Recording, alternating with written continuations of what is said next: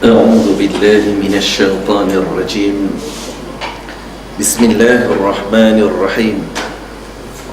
السلام عليكم ورحمة الله وبركاته.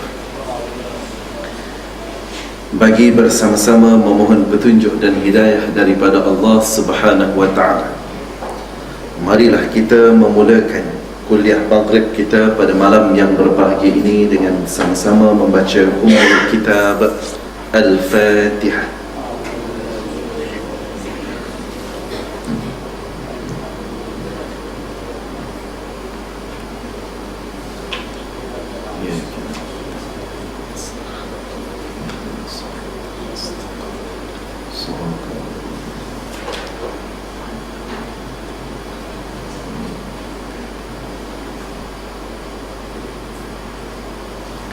Alhamdulillahi Rabbil Alamin.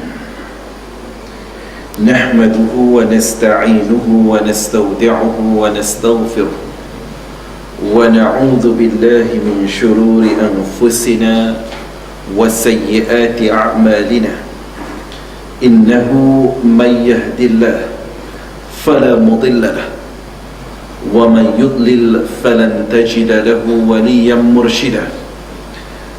أشهد أن لا إله إلا الله وحده لا شريك له ونشهد أن محمدا عبده ورسوله. اللهم صل على سيدنا محمد وعلى آله وأصحابه الكرام. فأما بعد. Yang dihormati Tuan Imam serta seluruh jawatan kuasa masjid, tuan-tuan guru, ustaz-ustaz, ustazah-ustazah, tuan-tuan haji, puan-puan hajah, tuan-tuan, puan-puan muslimin dan muslimat, hadirin dan hadirat yang Allah terus muliakan, untuk bersama-sama menghidupkan dan memakmurkan rumah Allah Subhanahu wa ta'ala, yang kita usahakan dengan solat berjemaah dan berterusan insya-Allah untuk mendalamkan ilmu masing-masing insya-Allah, dan diberikan kefahaman yang lebih dalam terhadap agama Allah Subhanahu wa ta'ala. Kita bersyukur kehadirat Allah Subhanahu wa ta'ala. Pada hari ini kita dikhabarkan berkenaan kelulusan pindaan rang undang-undang yang berkait dengan jenayah Islam dalam konteks di sebuah negeri, iaitu negeri Kelantan, yang tak habis lagi perbahasan, terus diambil tindakan oleh gerakan pi Mahkamah Tinggi, kalau tidak Mahkamah Tinggi Kota Baru, dan filekan untuk mencabar undang-undang yang berkenaan. Ada rakan-rakan peguam yang memberikan pandangan undang-undang tak ada lagi pun, sebab masih dibahaskan, dan kalaupun baru diluluskan di peringkat negeri, dan proses yang seterusnya adalah untuk dibawa ke parlimen atas beberapa peruntukan dan juga keperluan yang tertentu, tetapi telah dicabar awal-awal lagi. Dan ini bukan kali pertama dicabar di mahkamah. Sebelum daripada ini pun dalam itu bukan gerakan, tetapi seorang hamba Allah Muslim juga yang mencabar kanun jenayah syar'iyah yang cuba untuk dilaksanakan di negeri Kelantan, dan tak lama, tak sampai petang lagi, dah keluar statement pula daripada DAP.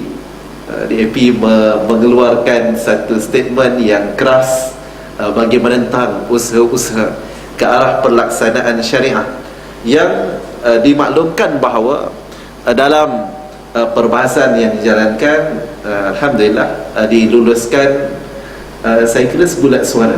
Saya tak baca habis dia punya ni lah, keputusan, tapi sebulat suara yang ada di sana, termasuklah selain daripada PAS, iaitu kerajaan yang memerintah, begitu juga dengan UMNO yang ada beberapa orang wakil dalam Dewan Undangan Negeri, begitu juga dengan ahli Dewan Undangan Negeri dari Keadilan.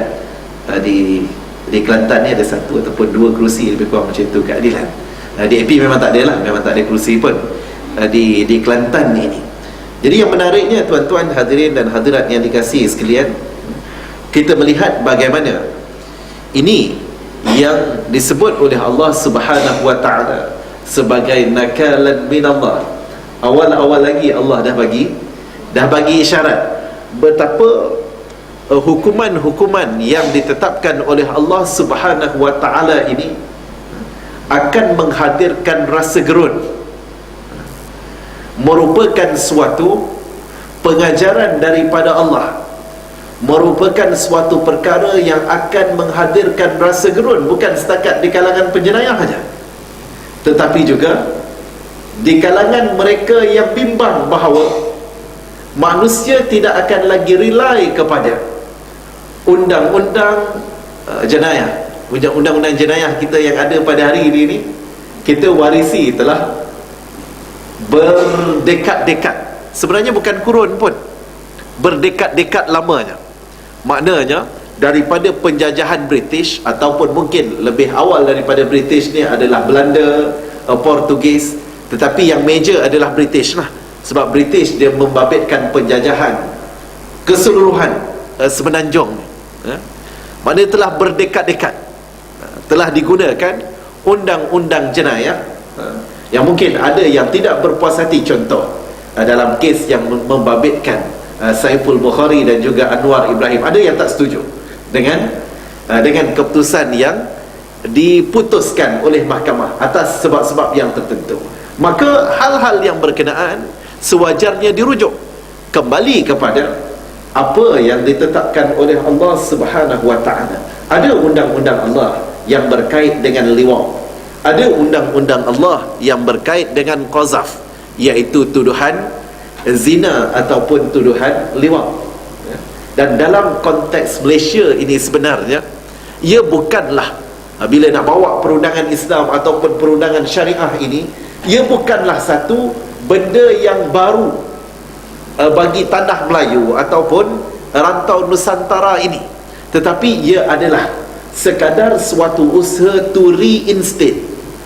Maknanya untuk bawa balik, laksanakan kembali apa yang pernah dilaksanakan.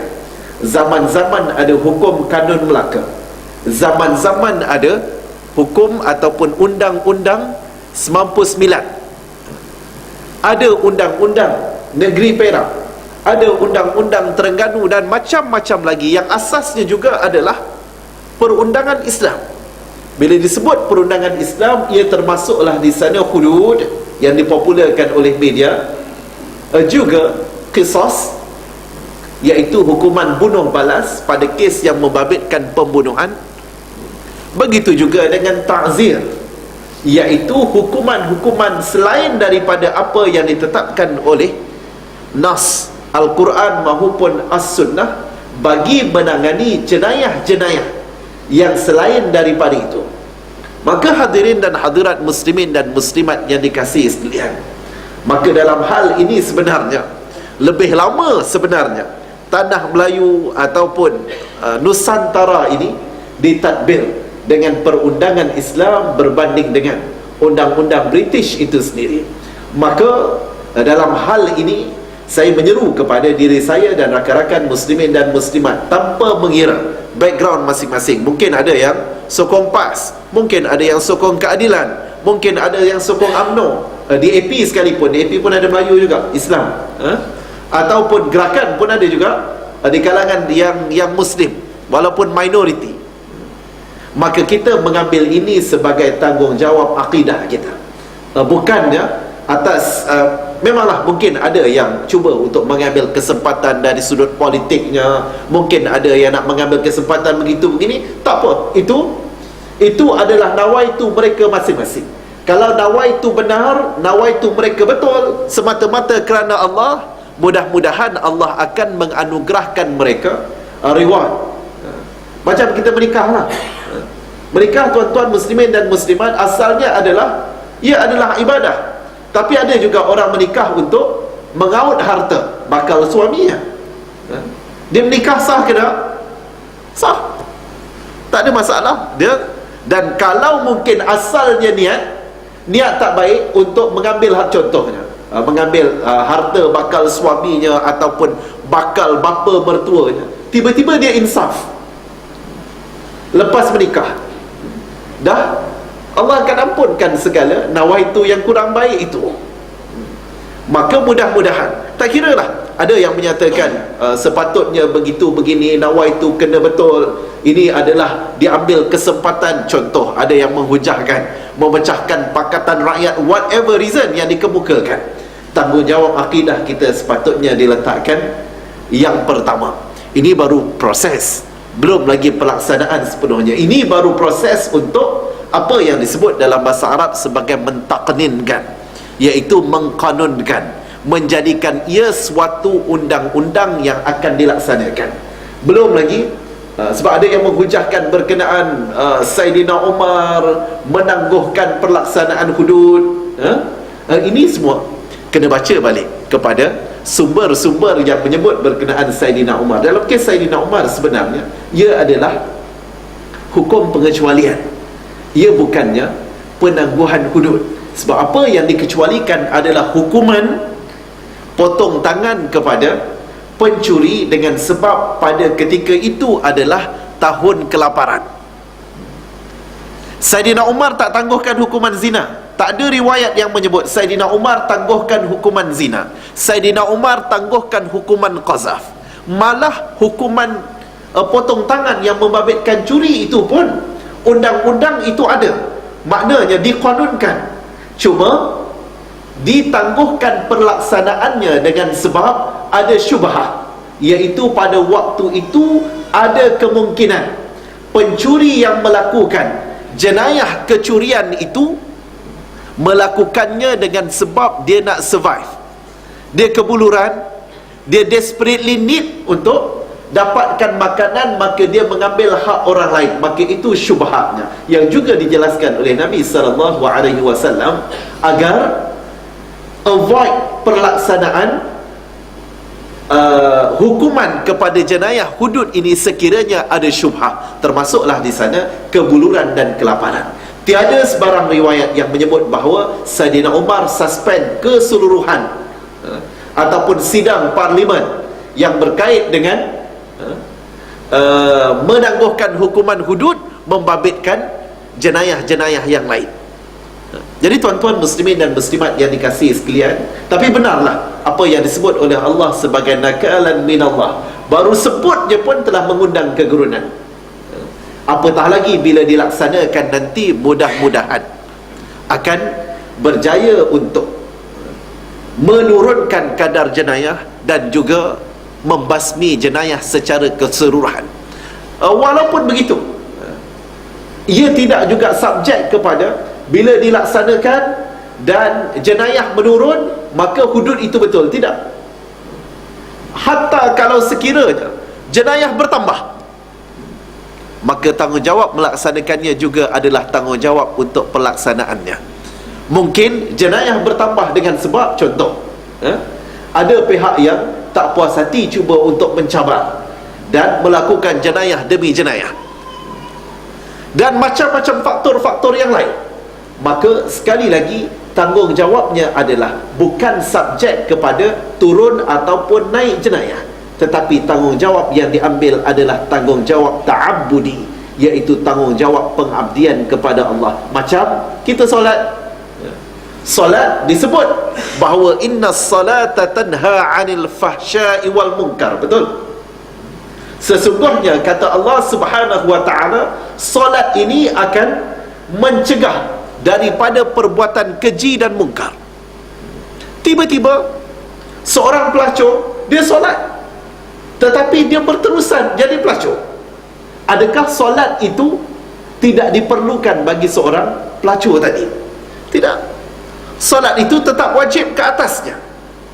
Masalah dia berjaya untuk mencegah ataupun tak berjaya untuk mencegah, ini mungkin ada faktor-faktor lain yang mempengaruhi. Maka kewajipan menunaikan solat akan diteruskan. Supaya macam kita bincang berkenaan ada orang solat tetapi di luar daripada surau, di luar daripada masjid, membuka aurat. Adakah kita nak kata bahawa selagi dia tak tutup aurat, maka selagi itu dia tak wajib solat? Tidak. Kewajipan solat adalah kewajipan, dan kewajipan menutup aurat juga adalah kewajipan yang lain. Dia tidak berkait dalam konteks kalau dia tak tutup aurat maka dia tidak wajib solat. Tidak begitu. Begitu juga dalam konteks hudud ini, kalau ia berjaya ataupun tak berjaya mengurangkan kadar jenayah, kewajipan pelaksanaannya adalah suatu kewajipan yang pastinya bila ia suatu kewajipan, ia akan ditanya oleh Allah Subhanahu wa ta'ala nanti sejauh mana kita berusaha. Memang ada halangan, memang mungkin akan ada yang tak setuju, akan ada yang menentang, tetapi yakinlah bahawa Allah mengira akan usaha yang kita persembahkan di hadapannya, dan bukan sekadar melihat kepada hasil ataupun keputusan darinya. Hadirin dan hadirat muslimin dan muslimat yang dikasihi sekalian, InsyaAllah kita akan sambung perbincangan kita pada hari ini pada halaman yang ke-19. Kita baca sebelum ini, kalau tak silap kita sampai kepada wal hubbu fillah, tengah-tengah wal bughdhu fillah minal iman.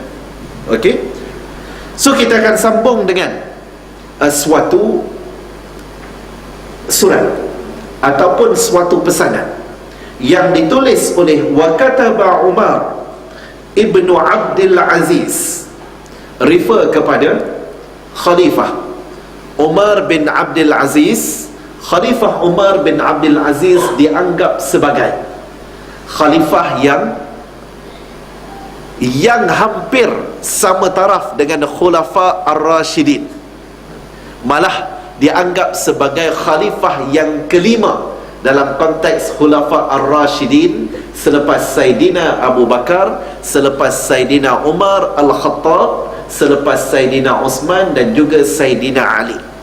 Dengan melihat kepada bagaimana Umar bin Abdul Aziz dianggap sebagai khalifah yang adil, khalifah yang berjaya, termasuklah keadilan itu meletakkan undang-undang Allah di tempatnya.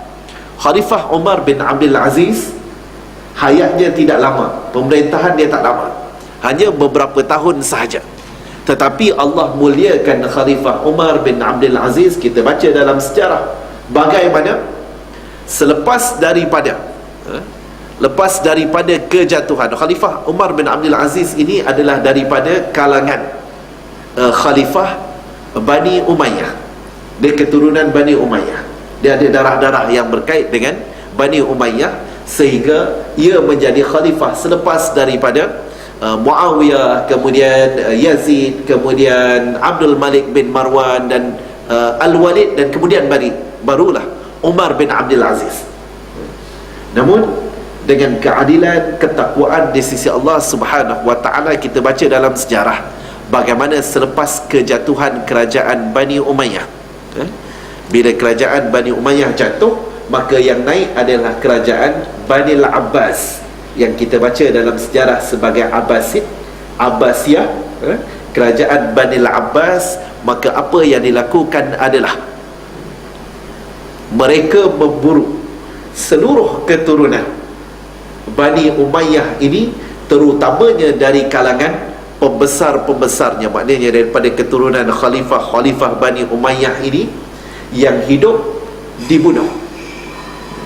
Manakala dengan sebab tu menyebabkan, ini belajar sejarah sikit lah, apa yang berlaku selepas kejatuhan kerajaan Bani Umayyah, maka yang survivor daripada kerajaan Bani Umayyah ini lari ke Andalus.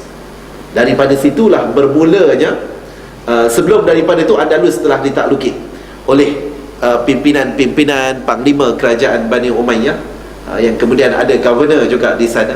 Namun begitu, survivor daripada kerajaan Bani Umayyah ini yang disebut, kita baca dalam sejarah, Abdul Rahman Ad-Dakhil. Abdul Rahman Ad-Dakhil ini akhirnya berjaya membangunkan dan juga meletakkan Andalus sebagai satu lagi pusat ketamadunan Andalus ni pada hari ini dipanggil lagi Andalusia. Bahasa Inggeris, bahasa Spain panggil lagi Andalusia, iaitu sebahagian daripada Spanyol yang ada pada hari ini. Okey, so yang hidup diburu dan akan dibunuh, manakala yang telah mati, kubur-kubur mereka dibongkar, dan disebut bahawa the remains daripada mayat-mayat mereka di kubur mereka ni dibakar dan dimusnahkan, melainkan Allah nak muliakan Khalifah Umar bin Abdul Aziz dengan keadilannya, hatta Bani Abbas yang merupakan penentang keras kepada Bani Umayyah pada waktu itu pun menghormati kubur Umar bin Abdul Aziz, maka jasadnya tidak diapa-apakan dan kuburnya dibiarkan begitu sahaja. Tuan-tuan hadirin dan hadirat muslimin dan muslimat, mungkin kita perlu kuliah lain nak bincang pasal faktor kejatuhan Bani Umayyah, faktor bagaimana Bani Abbasiyah, Bani Al-Abbas daripada keturunan Al-Abbas berjaya untuk mengambil tampuk pemerintahan. Sebab kadang-kadang kita baca sejarah Islam ini ataupun sejarah Muslim selepas daripada kewafatan Nabi SAW, kita menganggap segala-galanya indah. Hadirin dan hadirat muslimin dan muslimat yang dikasihi sekalian, sebenarnya memang banyak yang indah, tetapi banyak juga yang perlu untuk dijadikan muhasabah, untuk perhatian kita bersama. Sehingga kadang-kadang ada yang menyatakan bahawa zaman Harun al-Rashid adalah zaman kegemilangan yang paling hebat dari sudut penciptaan, penghasilan barang-barang, kemakmuran. Baghdad dianggap sebagai sebuah kota pusat civilization. Tetapi perlu juga untuk diingat, zaman Harun al-Rashid dan kemudian anaknya Al-Ma'mun yang biasa direfer sebagai zaman paling gemilang ini, ia adalah zaman bagaimana di sana pembunuhan memang berlaku lah, yang membabitkan antara saudara mara dan juga ialah pewaris-pewaris tahta ni. Dan dalam masa yang sama, pada waktu itu adalah zaman di mana Mu'tazilah, zaman keemasan bagi mazhab Mu'tazilah dari sudut akidah. Yang kita hari ini kita berkeyakinan dengan apa yang diperjuangkan sebagai mazhab ahli sunnah wal jamaah. Pada waktu itu adalah Mu'tazilah, yang ringkasnya adalah those yang meletakkan akal lebih dahulu daripada nas, maknanya mengutamakan pandangan-pandangan akal, rasional dan seumpamanya. Jadi banyak perbincangan yang berkait dengannya, cuma diringkaskan begitu. Dan zaman itu juga masih juga berlaku apa yang disebut pembunuhan yang tiada hak dan seumpamanya. Jadi muslimin dan muslimat yang dikasihi sekalian, dari banyak perkara-perkara baik, perkara-perkara yang berjaya membawa imej Islam yang baik, yang tu kita appreciate lah. Tetapi pada kesilapan, kezaliman yang berlaku, baik dia daripada tokoh yang dianggap hebat, tokoh kegemilangan pun, kezaliman tetap kezaliman yang perlu untuk dinyatakan itu adalah perbuatan yang zalim. Muslimin dan muslimat sidang hadirin dan hadirat yang dikasihi sekalian, Umar bin Abdul Aziz khalifah pada waktu itu, ia menulis kepada Adi bin Adi. Siapa Adi bin Adi? Adi bin Adi adalah salah seorang daripada governor yang dilantik oleh Umar bin Abdul Aziz untuk mentadbir satu kawasan, satu wilayah yang disebut sebagai Al-Jazirah. Al-Jazirah ada yang menyebut ia adalah sebahagian daripada semenanjung tanah Arab. Ada yang spesifikkan ia kepada satu kawasan di bahagian utara daripada kita panggil semenanjung tanah Arab lah, Saudi Arabia pada hari ini, Al-Jazirah. Okey, Adi bin Adi adalah seorang tabi'in, salah seorang daripada tabi'in yang kita faham bahawa tabi'in ini adalah orang yang pernah berjumpa dengan sahabat baginda sallallahu alaihi wasallam. Adi bin Adi tak pernah jumpa dengan dengan Nabi. Dia bukan sahabat, tetapi disebut sebagai Adi bin Adi. Ini adalah Adi bin Adi ibnu Umairah Al-Kindi, dan dianggap ia sebagai tabi'in dengan sebab ayah kepada Adi bin Adi ini adalah sahabat, salah seorang daripada anak sahabat Nabi SAW. Ni ramai, ada di kalangan sahabat yang jumpa dengan Nabi waktu dia kanak-kanak, maknanya dia kanak-kanak dan dia dianggap sebagai sahabat. Ada juga di kalangan sahabat-sahabat Nabi SAW jumpa Nabi sekali je, dan kemudian dia merantau ataupun pergi ke tempat lain yang pada waktu itu wilayah Islam mula membesar dan membesar. Ada yang datang sebagai utusan jumpa Nabi, juga dianggap sebagai sahabat. Dan ada perbahasan sama ada kalau kanak-kanak ni nak kena umur baligh dulu ataupun tidak, ataupun siapa yang jumpa Nabi baik daripada kalangan lelaki ataupun wanita dianggap sebagai sahabat. Maka Adi bin Adi adalah anak salah seorang daripada sahabat Nabi SAW. Jadi apa yang ditulis oleh Umar bin Abdul Aziz, innalil iman, kita bincang berkenaan iman bertambah dan berkurang, dan juga bab al-iman. Maka ini surat daripada Khalifah Umar bin Abdul Aziz. Dalam konteks kita katakan, kalau daripada seorang presiden, Obama tulis surat kepada governor dia, ataupun seorang Perdana Menteri. Dalam konteks Malaysia kita pada hari ini, Perdana Menteri kita tulis surat kepada Menteri Besar dia. Ini surat daripada seorang khalifah kepada gubernurnya. Kita tengok apa yang dipesan oleh khalifah kepada gubernurnya. Innalil iman, sesungguhnya dalam iman itu ada faraid, perkara-perkara fardu, perkara-perkara yang wajib, wa syara'i', dihuraikan oleh para muhaddisin, mereka yang mentafsirkan hadis ini ataupun menghuraikan berkenaan apa yang disebut oleh Imam Bukhari ini. Syara'i' refer to aqaid, aqidah, pegangan-pegangan, ikatan-ikatan, simpulan-simpulan. Maknanya merujuk kepada hal ihwal aqidah. Okey, dalam iman itu ada fardu, kefarduan taklif, ketetapan-ketetapan Allah yang bersifat kewajipan-kewajipan. Begitu juga ada aqaid, syara'i' di sini, dan ada yang menghuraikan ia sebagai aspek-aspek syariat. Dan kemudian disambung lagi wa hududan, dalam iman juga ada hudud, dan ini bukan hudud undang-undang jenayah. Apa yang dimaksudkan di sini adalah dalam iman juga ada sempadan-sempadan. Dalam iman ada garisan-garisan yang ditetapkan oleh Allah agar kita tidak melangkawinya, tidak melanggarnya. Maka di sana kefahaman mudah kita, dalam iman itu ada larangan-larangan daripada Allah Subhanahu wa ta'ala.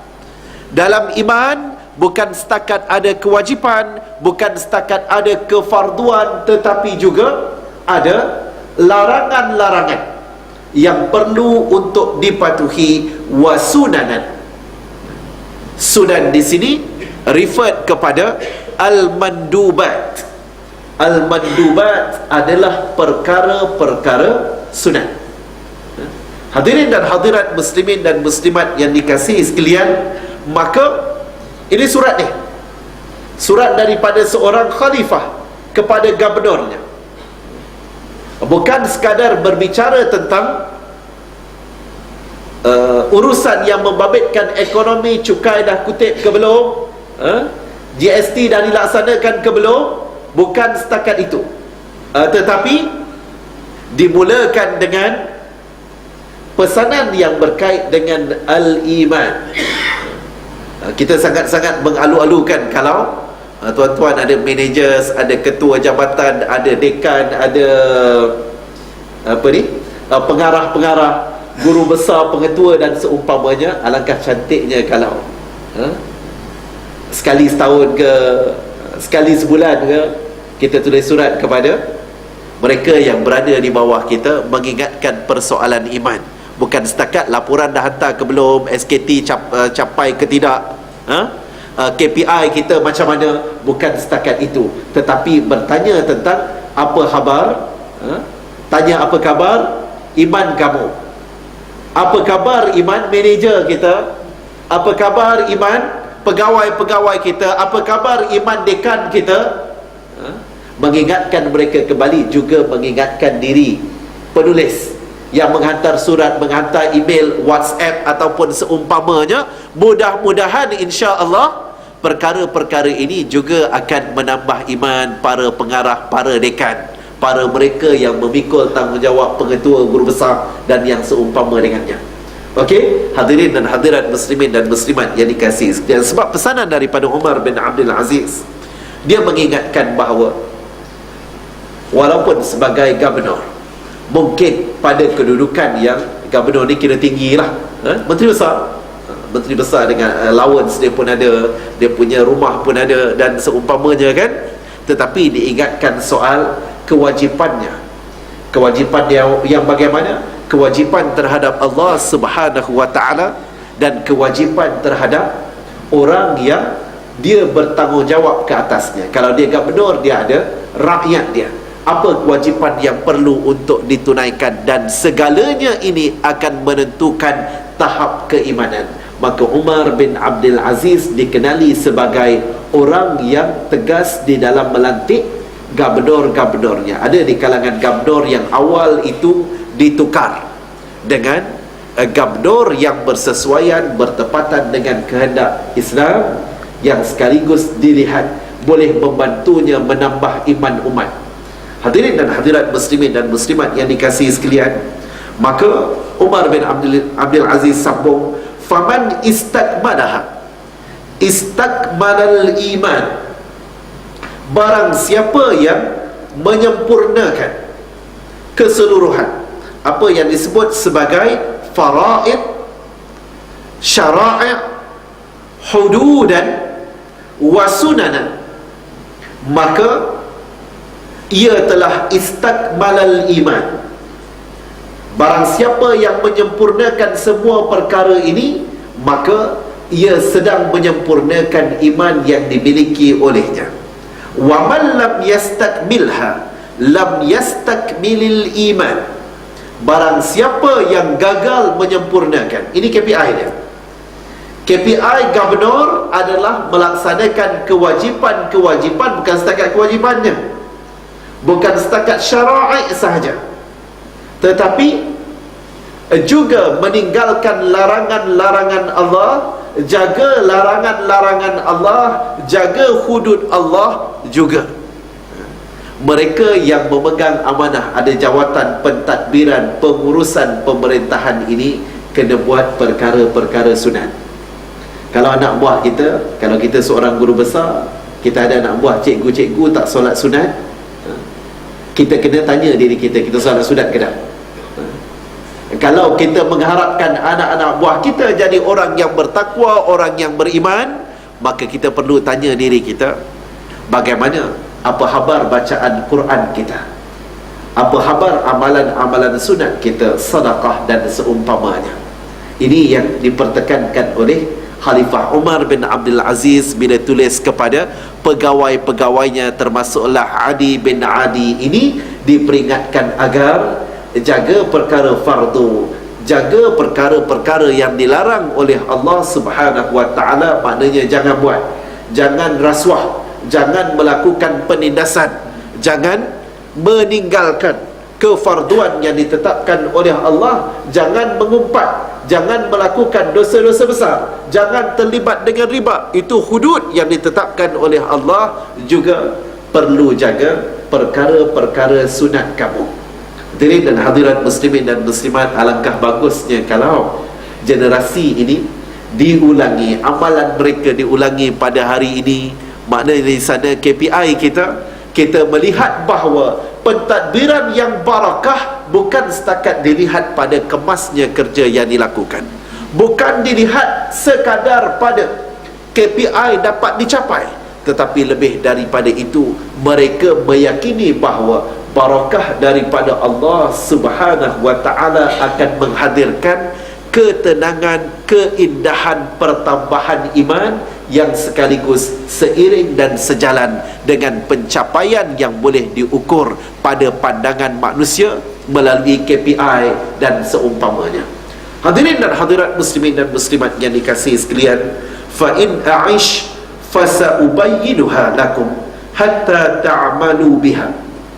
Kata Umar bin Abdul Aziz, kalau sekiranya aku masih hidup, fasaubayyinuha lakum, maka aku sendiri yang akan menerangkan, menjelaskan perihal peri pentingnya al-iman dalam pelaksanaan tanggungjawab ini. Maknanya di sana Umar bin Abdul Aziz bukan tulis surat kepada imam masjid ataupun Bilal yang biasa dianggap sinonim dengan ibadah untuk bercakap soal iman, soal kepentingan mereka beramanah dengan tanggungjawab, tetapi dia menulis kepada gubernur-gubernurnya, menteri-menterinya, orang-orang kanannya, agar diletakkan iman sebagai agenda utama, dan dia menyatakan aku sendiri akan turun padang menjelaskan. Maknanya di sana sebagai seorang khalifah, Umar bin Abdul Aziz mengambil tanggungjawab untuk turun sekali-sekala baca khutbah, katakan, untuk turun sekali-sekala bagi kuliah maghrib, untuk turun sekali-sekala bagi tazkirah, kerana ia menjadi rutin sebuah pentadbiran yang dekat dengan Allah Subhanahu wa ta'ala, insya-Allah.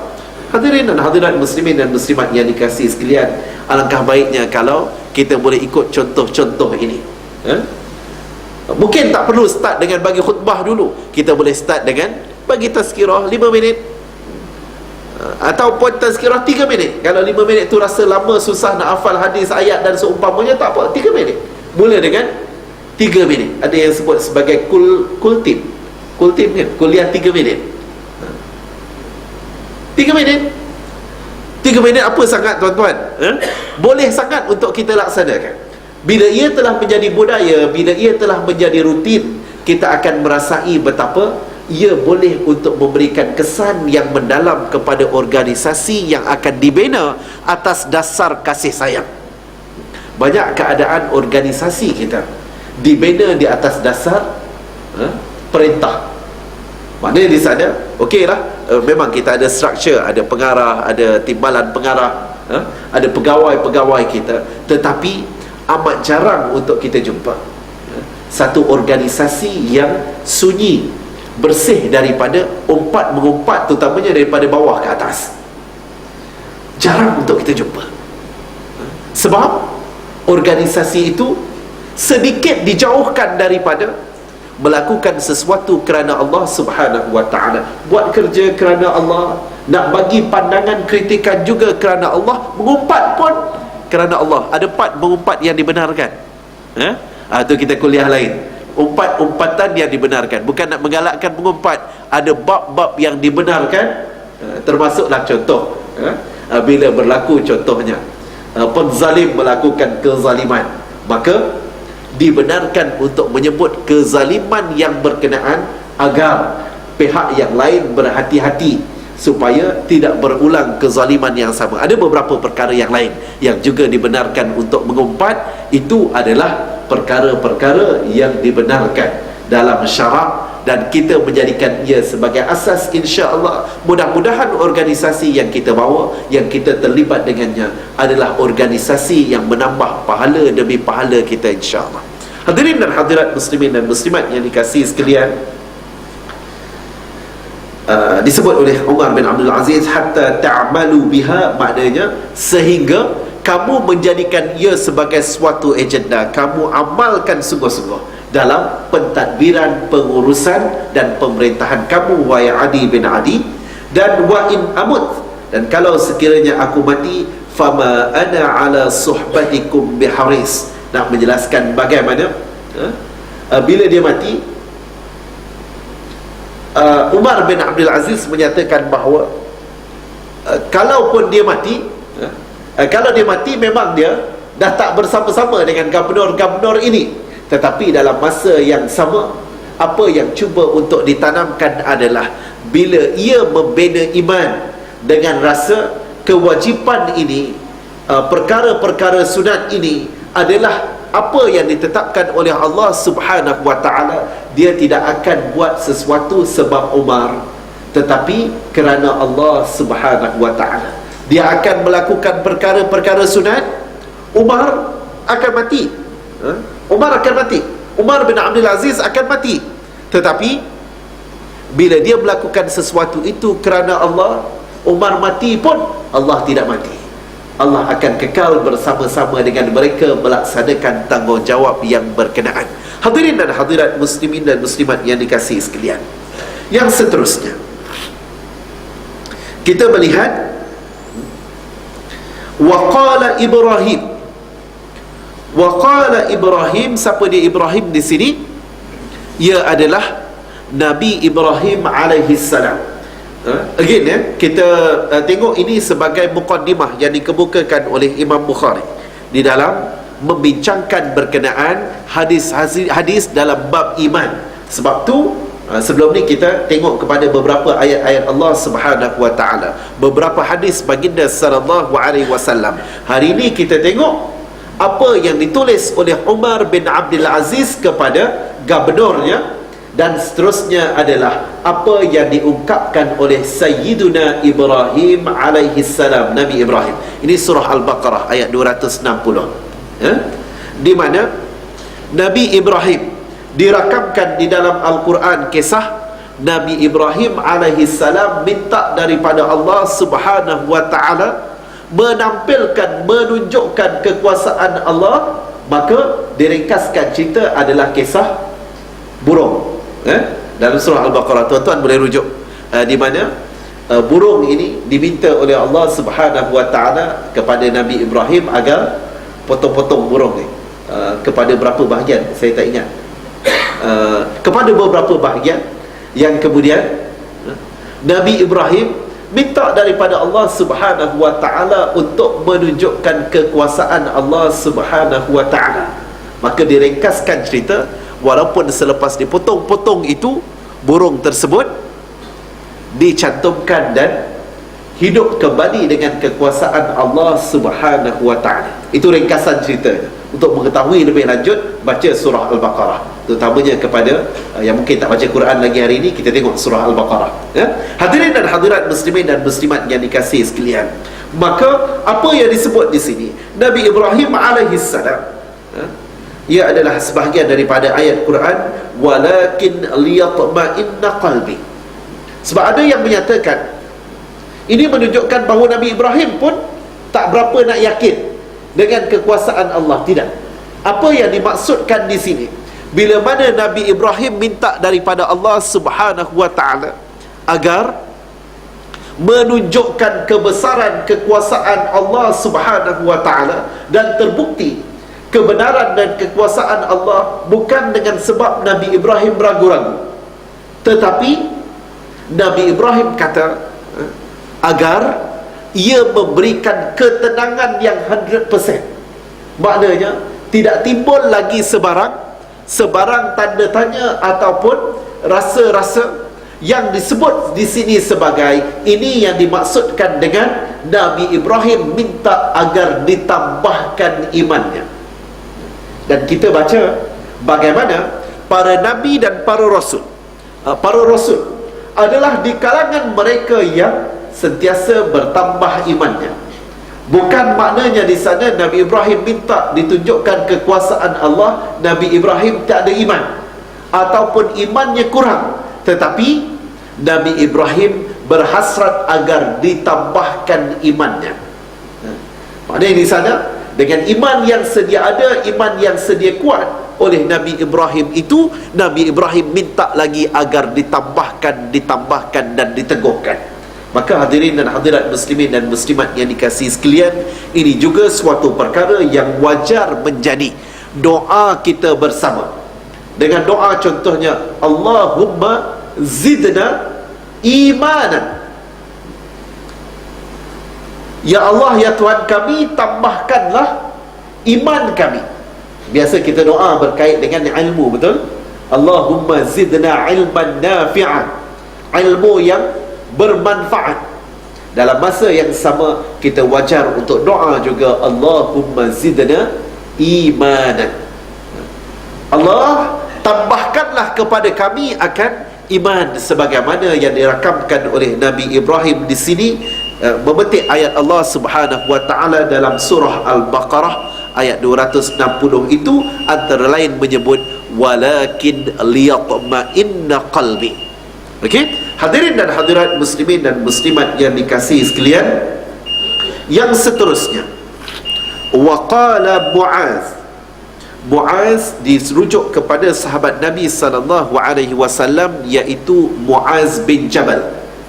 Muaz bin Jabal dianggap sebagai tok guru yang pertama yang dihantar oleh Rasulullah sallallahu alaihi wasallam untuk menjadi seorang guru, dan dalam masa yang sama murabbi kepada penduduk-penduduk di sebelah Yaman. Muaz bin Jabal. Yang sebelum daripada itu, Nabi pernah mengutuskan Mus'ab bin Umair.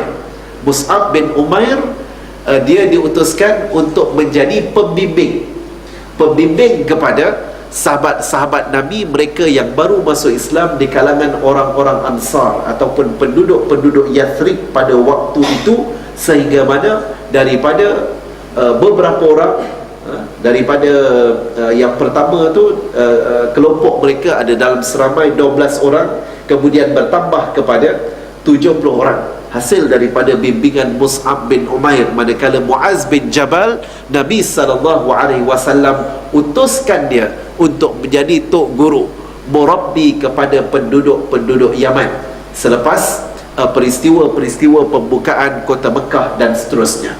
Hadirin dan hadirat muslimin dan muslimat yang dikasihi sekalian, maka apa yang disebut oleh Muaz bin Jabal adalah ijlis bina nu'minu sa'atan.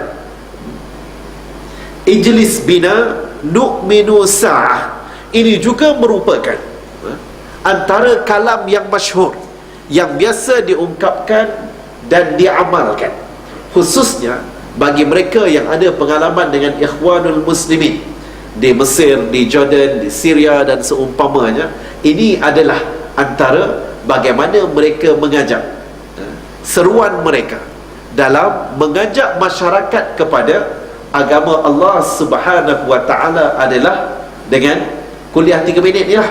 Ijlis bina, jom duduk sekejap bersama-sama dengan kami, nu'minu sa'ah, untuk kita, ini terjemahan secara langsungnya, untuk kita beriman sa'ah, sekejap.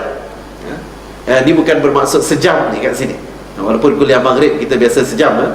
Ini maksud dia adalah jom duduk sekejap untuk kita menyatakan keimanan kepada Allah Subhanahu wa taala. Dan apa yang dimaksudkan oleh Muaz bin Jabal ini adalah jom kita duduk-duduk dan kita tambahkan iman kita, tambahkan iman kita, tambahkan iman kita.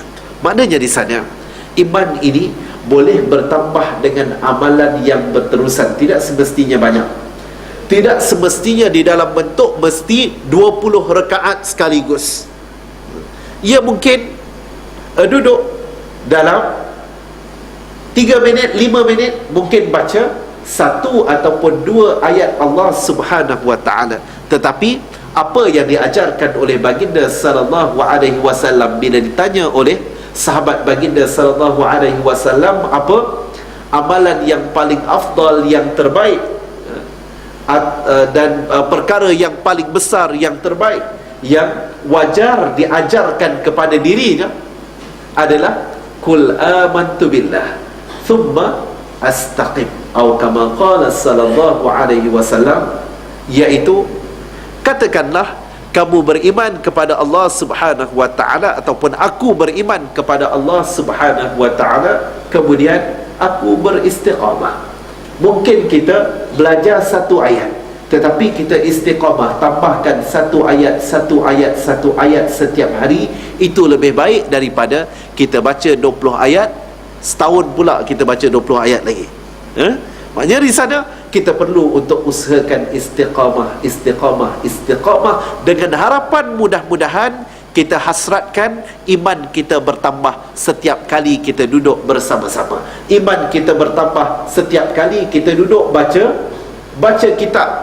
Iman kita bertambah setiap kali kita duduk untuk berbetulkan bacaan Al-Quran. Setiap kali kita cuba untuk hafal Al-Quran. Setiap kali kita cuba untuk hatta di peringkat ahli keluarga kita masing-masing.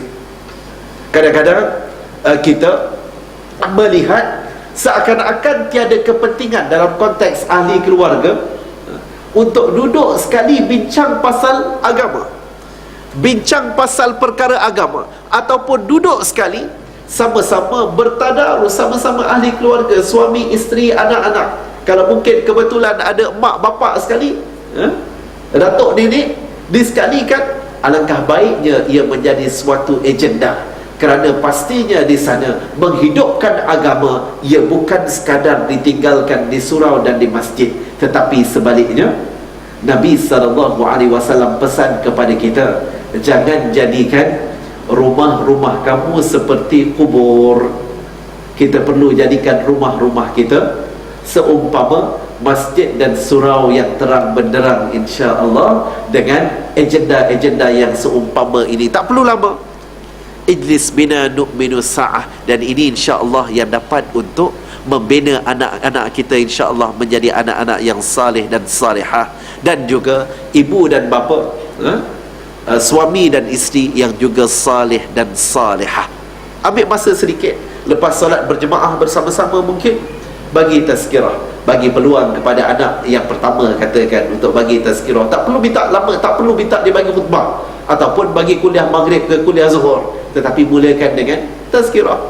Kalau susah mungkin yalah, baru nak mula kan, jadi kita boleh gunakan teks-teks yang sedang banyak, buku-buku yang boleh untuk kita gunakan, menghidupkan aktiviti-aktiviti yang seumpama ini. Mudah-mudahan budaya ijlis bina nu'minu sa'ah ini dapat dihidupkan di dalam keluarga kita masing-masing, dan insya-Allah ia menjadi asbab kepada keluarga kita dirahmati oleh Allah, dan rumah-rumah kita juga bukan sekadar dihidupkan dengan televisyen, dengan komputer, pelbagai gadgets begitu begini, tetapi dihidupkan dengan pancaran-pancaran yang hadir daripada dekatnya kita kepada Allah Subhanahu wa taala, insya-Allah. Saya berkeyakinan melihat wajah-wajah tuan-tuan muslimin dan muslimat adalah mereka yang sangat-sangat komited untuk menghidupkan sunnah baginda sallallahu alaihi wasallam, ikut apa yang diajarkan oleh sahabat-sahabat baginda radhiyallahu anhum ajma'in,